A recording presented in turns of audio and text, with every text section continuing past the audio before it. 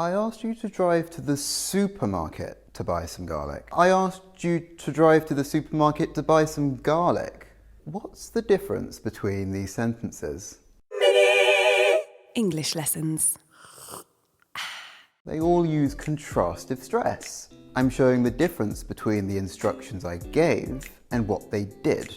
We use contrastive stress to show differences and contrasts. Let's step through each one of those examples. I asked my friend to drive to the supermarket to buy some garlic. After 20 minutes, I went into the living room and they were still there.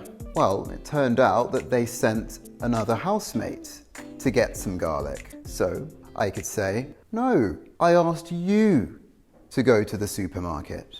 Try it for yourself. Notice that we're using falling intonation on you. The vowel is longer and it's louder than the other words. This is used to show the difference between what I said and what they did. After an hour, my friend still wasn't back. So I called them. Where are you? Where's my garlic? They said, oh, sorry, I'm still walking. No, I asked you to drive to the supermarket. I'm contrasting drive with walk. I asked them to drive, but instead they walked.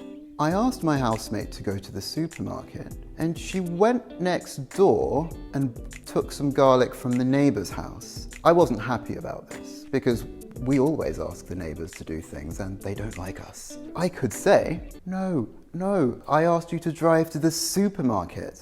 I'm contrasting supermarket with neighbour, using contrastive stress. Well, my friend came back and she had ginger. Okay, I love ginger, but that's not what I asked for. And I said, no, I asked you to drive to the supermarket and buy some garlic. Great, so we're contrasting garlic with ginger. All right, some homework for you. Listen to the sentence. Which words can we stress to show the contrast between what I said and what was done? I want your sister to wash the dishes. While you do that, I'm going to go and have lunch. Bye-bye.